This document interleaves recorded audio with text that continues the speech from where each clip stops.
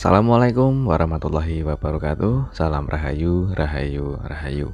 Jumpa lagi dengan saya di channelnya YT Seller Tutorial.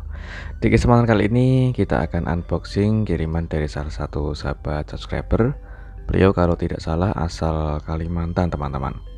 Beliau itu sebelumnya memang sudah konsultasi via WhatsApp, kepengen untuk memperbaiki infonya, yaitu beliau mengirim 2 handphone kalau nggak salah. Kita coba untuk pengecekan dulu. Oke, ini adalah handphonenya. Setelah kita unboxing, ada 2 unit. Kita coba untuk bongkar dulu. Oke, yang pertama saat kita bongkar itu adalah Xiaomi Mi 10T, dan yang kedua ini adalah Oppo Reno 10 5G. Oke, kita coba untuk pengecekan keduanya, yaitu kita cek dulu menggunakan USB doktor atau pengecekan menggunakan charger. Oke, untuk Oppo-nya masih menyala ya teman-teman. Beliau itu awalnya konsultasi kepengen mengganti LCD. Ternyata setelah saya cek ini LCD-nya masih bisa berfungsi dengan normal. Tapi untuk problemnya itu memang di bagian kaca touchscreen atau kaca LCD-nya atau bisa disebut glass, itu memang sudah retak banyak atau sudah retaknya pecahnya juga cukup lumayan parah teman-teman. Sedangkan untuk yang Xiaomi Mi 10T ini saya koneksikan menggunakan USB doktor, hanya pergerakan di ampere 0,35, tidak ada pergerakan ampere normal, dan handphone juga tidak bisa menyala.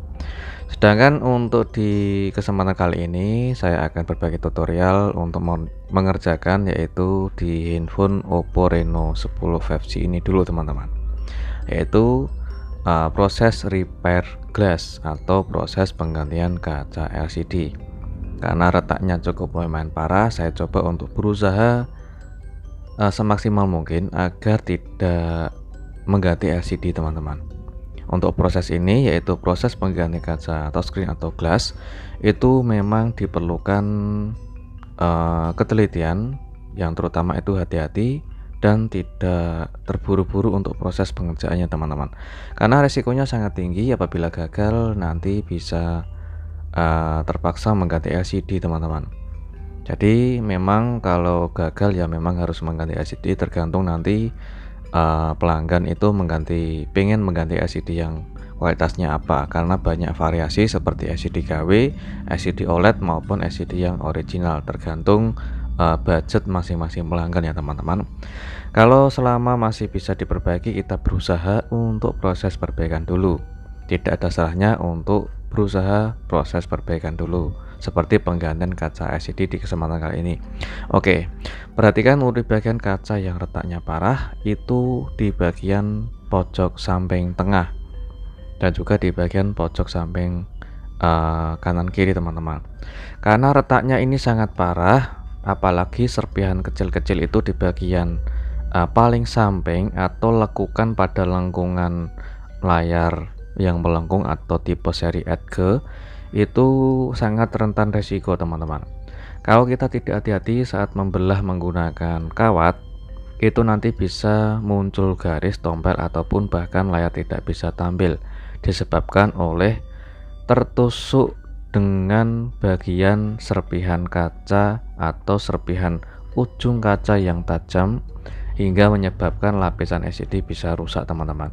Jadi tips saya untuk di kesempatan kali ini, bila mendapatkan kerusakan problem yang sama, hampir sama seperti ini, dengan pecahnya atau keretakannya itu kecil-kecil dan tajam-tajam di bagian samping, alangkah baiknya dilepasin dulu teman-teman, atau serpihan yang kecil-kecil itu kita lepas dulu dengan cara metode seperti ini. Kita bisa menggunakan alat separator sebagai penghangat. Jika sudah panas atau sudah hangat, kita bisa menambahkan seperti cairan thinner sebagai penghancur lem dan untuk melepas serpihan sisa-sisa kaca yang kecil-kecil dan tajam di bagian sampingnya. Tujuannya untuk mengurangi risiko saat proses kita membelah menggunakan kawat teman-teman. Oke, ini sengaja memang saya nyalakan handphonenya, tujuannya untuk memastikan kondisi LCD-nya itu masih bersih atau ada yang cacat setelah kita mengangkat serpihan kecil-kecil kaca yang di bagian samping. Kita bongkar lagi. Untuk proses ini harus kita bongkar total ya teman-teman. Jadi untuk spare partnya seperti mesin, kamera, baterai harus kita lepas, sisa LCD sama framenya saja. Kita panasi menggunakan alat separator secukupnya saja, atau kalau saya itu menggunakan setelan panas di angka kurang lebih sekitar 80-90 derajat. Setelah hangat atau panas kita matikan, atau setelah sesuai untuk panasnya tercukupi kita matikan alatnya, dan sambil kita membersihkan ulang atau kita angkat ulang serpihan kaca yang kecil-kecil di bagian samping. Ini tujuannya untuk mengurangi risiko teman-teman. Kalau serpihan kaca kecil-kecil itu masih banyak yang nempel di bagian samping, itu nanti kalau tidak hati-hati menggunakan kawat saat membelah gelas atau kaca itu bisa menimbulkan tompel atau garis. Oke, sedangkan di bagian ini, di bagian pojok samping bawah, atau kita bisa menggunakan teknik atas bawah dan kiri kanan ya teman-teman, untuk kita gerinda seperti ini atau kita potong di bagian siku pada kaca LCD-nya. Tujuannya ini untuk mencari celah dulu teman-teman, yaitu mencari celah agar mudah untuk kita memasukkan kawat pemisah kaca LCD-nya. Oke, kita gunakan panas alat separator dengan suhu panas yang saya pakai itu kurang lebih sekitar 80-90 derajat, dan kita gunakan mika tipis yang lentur, tujuannya untuk membantu membuka kaca LCD-nya yang sudah kita gerinda atau sudah kita potong. Untuk memotong atau menggerinda di bagian siku pada kaca LCD itu harus diketahui dulu posisi mentok pada layar LCD-nya teman-teman. Kalau handphone menyala itu pasti kelihatan, yaitu bagian area gambar LCD-nya itu sampai mana, atau bisa menyesuaikan pada list kaca LCD yang warna hitam. Itu adalah batas dari kontras pada LCD-nya teman-teman. Agar pemotongannya tidak bikin cacat pada LCD, harus dihafal posisi letak LCD-nya, karena LCD ini ada beberapa lapis teman-teman. Yang pertama yang kita akan kerjakan itu, yang lapisan pertama itu adalah disebut glass, kaca touchscreen atau kaca LCD, dan di bawah kaca LCD itu ada lapisan polaris, dan yang kedua baru lapisan LCD atau juga lapisan touchscreen. Jadi harus hati-hati segala proses pengerjaannya. Setelah kita potong di bagian siku pada layar kaca LCD-nya, sudah kita nyalakan itu, alhamdulillah LCD-nya masih bisa menyala dengan normal dan tanpa ada yang cacat. Sekarang di tahap ini, karena saya menggunakan alat separator sederhana, tidak menggunakan alat separator yang sudah canggih seperti zaman sekarang, jadi masih jadul untuk alat saya. Jadi saya manfaatkan menggunakan dengan cara teknik seperti ini, yaitu menggunakan solasi kertas. Tujuannya agar LCD-nya atau frame pada LCD ini tidak bergerak saat kita proses melakukan memisah kaca touchscreen-nya menggunakan kawat pemisah teman-teman. Dan untuk kawat pemisahnya saya menggunakan merek Relief, itu baru saja saya beli beberapa minggu yang lalu. Saya coba untuk coba pengecekan atau pengetesan menggunakan kawat merek Relief ini dengan ukuran 0,03 mili teman-teman, atau kita bisa menggunakan kawat yang lebih kecil lagi atau sedang, itu 0,4 atau 0,5 ya teman-teman kalau nggak salah. Oke, sedangkan di bagian kaca touchscreen ya sudah kita pisah seperti ini, atau sudah setengah perjalanan itu kita bisa lepas dulu kaca touchscreen seperti ini. Jadi kita pisah sambil kita membuang kaca touchscreen yang sudah kita seset menggunakan kawat. Dan jangan lupa kita lindungi dulu menggunakan solasi kertas di bagian layar LCD ataupun framenya, tujuannya agar tidak mudah bergerak ke sana kemari saat kita proses menggunakan kawat pemisah teman-teman. Kalau menggunakan alat separator yang sudah modern di zaman sekarang mungkin lebih mudah dan lebih nyaman, karena saya menggunakan alat separator yang jadul yang dari dulu belum pernah upgrade sama sekali. Alat yang saya pakai buat servis handphone ya ala kadarnya, yang penting kita berusaha maksimal bagaimana caranya untuk mencari celah dan mengerjakan dengan semaksimal mungkin dengan alat seadanya. Oke, kita fokus untuk mengerjakannya. Jika hampir selesai seperti ini, itu harus hati-hati teman-teman. Karena di bagian ujung bawah itu memang sangat rentan sekali karena ada fleksibel LCD atau kristal LCD. Jadi harus hati-hati teman-teman. Apalagi retaknya begitu parah dan sangat banyak serpihan kaca yang sangat tajam. Jadi harus hati-hati untuk membelah menggunakan kawat. Oke. Karena saya menggunakan alat separator jadi agak miring atau bergerak posisinya ya teman-teman. Jadi saya gunakan solasi kertas tujuannya agar untuk menahan LCD tidak bergerak saja. Oke, sudah selesai untuk kita proses membelah kaca LCD-nya atau kita sudah selesai untuk memisah kaca touchscreen-nya. Sekarang kita coba untuk pengecekan dulu, menyalakan infonya. Apakah ada yang cacat seperti tombol, garis ataupun ada cacat lainnya. Alhamdulillah handphone sudah bisa menyala. Kita cek. Alhamdulillah, perhatikan untuk semua kontak layar LCD tidak ada yang cacat seperti garis ataupun tombol. Jadi LCD-nya masih bersih utuh menggunakan LCD yang originalnya. Oke, di tahap ini jangan senang dulu ya teman-teman, karena prosesnya itu masih panjang. Dari awal itu aja sudah panjang prosesnya, yaitu membelah kaca touchscreen itu membutuhkan sekitar beberapa jam. Karena mengerjakan seperti ini tidak boleh gegabah atau tidak boleh asal kerja cepat ya teman-teman, harus teliti, sabar dan hati-hati agar LCD orinya itu masih bisa diselamatkan dan tidak bikin cacat pada LCD.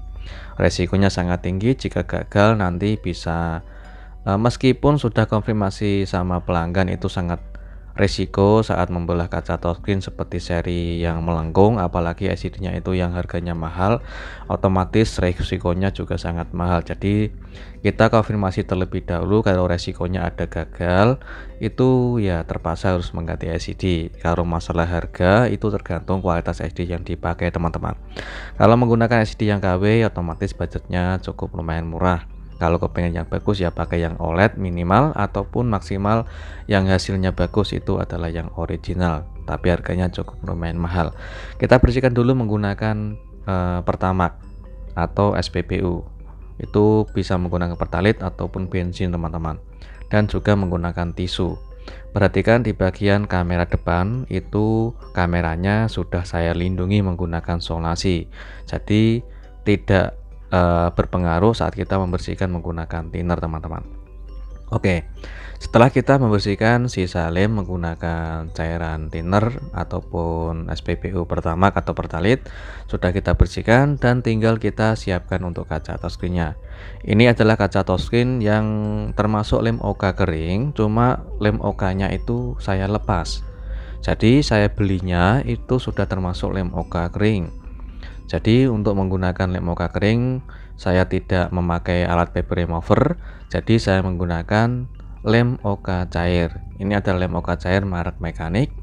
Jadi sebelum kita menggunakan lem OK cair itu kita siapkan dulu kaca touchscreen-nya. Kalau kaca touchscreen-nya itu membelinya termasuk lem OK kering, ya harus kita lepas dulu lem OK kering yang ada di bagian kaca touchscreen. Kecuali kalau kita punya alat paper remover atau alat vakum untuk proses pemasangan secara otomatis penggantian kaca touchscreen-nya. Kalau manual seperti ini yang saya kerjakan itu saya menggunakan lem OK cair, jadi lem OK kering yang ada di kaca touchscreen harus dilepas dulu. Sedangkan untuk di bagian frame, di bagian samping-sampingnya itu saya menggunakan lem secukupnya saja agar nanti proses pemasangannya itu bisa rapat dan presisi di bagian pemasangannya. Untuk proses pemasangan kita bisa memasang di bagian ujung dulu. Oh ya, termasuk ini yang paling penting, yaitu menggunakan lem OK cair agar tidak berlebihan. Kalau menggunakan lem OK cair itu sangat berisiko, yaitu bukan resiko LCD cacat ya teman-teman, tapi berisikonya itu kalau kebanyakan lem OK cair itu bisa nanti terlalu basah di bagian framenya, atau bisa di bagian dalam-dalam tulangan LCD ataupun di bagian bawah LCD itu nanti kalau kebanyakan lem OK cair bisa merambat kemana-mana. Jadi menggunakan sesuai kebutuhan atau dikira-kira saja agar tidak kelebihan teman-teman. Kalau kekurangan itu juga tidak baik. Kalau kurang lem OK cair itu nanti bisa bikin gelembung udara di bagian tengah layar. Jadi gunakanlah lem OK cair secukupnya saja. Untuk pengering lem OK cair kita bisa menggunakan lampu UV. Terserah lampu UV-nya menggunakan lampu UV box ataupun pinjam alat paper yang fungsinya untuk mempercepat pengeringan di bagian pemasangan kaca touchscreen. Oke, saya menggunakan lampu UV yang sederhana ya teman-teman. Itu adalah lampu UV dari bonus dapat untuk tempered glass yang menggunakan lem OK cair saya pakai, atau kita bisa menggunakan alat box khusus lampu UV agar mempercepat untuk proses pengeringan lem OK cairnya. Setelah selesai, kita bersihkan dulu di bagian sisa-sisa lem yang ada di bagian LCD maupun di bagian samping, yaitu menggunakan thinner ataupun menggunakan cairan bebas ya teman-teman. Tujuannya untuk membersihkan sisa-sisa lem yang ada di bagian samping bezel atau samping framenya. Dengan hati-hati, jika masih belum kering itu maksimalkan dulu teman-teman. Sebelum kita membersihkan menggunakan cairan pembersih, harus dicek terlebih dahulu, dilihat terlebih dahulu apakah sudah kering betul atau belum lem OK cairnya. Jika sudah kering ya kita bersihkan, kalau belum kering maksimal kita bisa mengeringkan ulang menggunakan lampu UV. Oke, kita bersihkan dulu untuk sebersih mungkin dari sisa-sisa lem OK cair maupun sisa lem LCD-nya. Sudah selesai dan sudah kita bersihkan, kita coba untuk keringkan dulu untuk kita cek ulang, yaitu kualitas LCD-nya setelah kita selesai pemasangan atau penggantian gelas atau kaca touchscreen-nya. Alhamdulillah, meskipun hasilnya tidak maksimal, kurang lebih kita sudah berusaha maksimal untuk mengerjakan hanya penggantian kaca touchscreen tanpa mengganti LCD teman-teman. Kita cek dulu di bagian samping-sampingnya untuk pemasangannya itu sudah rapat atau belum, karena sekali ada kerenggangan itu nanti resikonya sangat tinggi apabila bisa kemasukan air ataupun kemasukan benda tajam teman-teman, karena layar langkung itu sangat resiko. Jika jatuh sedikit atau terbentur sedikit di bagian pojoknya itu nanti bisa menyebabkan LCD rusak teman-teman. Oke, ini setelah saya sudah selesai untuk merakitnya. Jadi saya persingkat saja, sekalian kita cek untuk kualitas LCD setelah kita selesai penggantian gelas atau kaca LCD-nya. Alhamdulillah hasilnya cukup lumayan bagus meskipun tidak maksimal seperti selayaknya kita membeli LCD yang baru ya teman-teman, karena ini adalah tips hemat hanya pengganti kaca touchscreen tapi resikonya sangat tinggi, harus dikerjakan dengan hati-hati. Kita cek dulu kualitas kameranya setelah kita selesai merakitnya. Alhamdulillah untuk kamera depan, khususnya kamera depan, alhamdulillah masih bisa bersih jernih untuk gambarnya, dan kamera belakang juga masih bisa berfungsi dengan bagus. Oke, ini adalah hasil akhirnya. Setelah kita selesai pengecekan, kita cek di bagian sidik jari atau fingerprint. Tujuannya untuk mengetahui tingkat sensitif pada sidik jari setelah kita selesai penggantian kaca touchscreen-nya teman-teman. Oke, kita sidik dulu untuk sidik jarinya. Perhatikan masih bisa bekerja dengan bagus untuk sidik jarinya, yaitu masih bisa berfungsi dengan sensitif sekali. Sudah selesai untuk kita setting sidik jarinya, tinggal kita pengetesan menggunakan sidik jari untuk membuka layar. Kita kunci layar dan kita buka menggunakan jari. Alhamdulillah masih bisa respon atau masih sensitif sekali untuk sidik jarinya. Oke, kita ulangi beberapa kali untuk mengetahui sensitif pada layar touchscreen atau fingerprint-nya. Sudah sukses dan semoga bermanfaat. Assalamualaikum warahmatullahi wabarakatuh.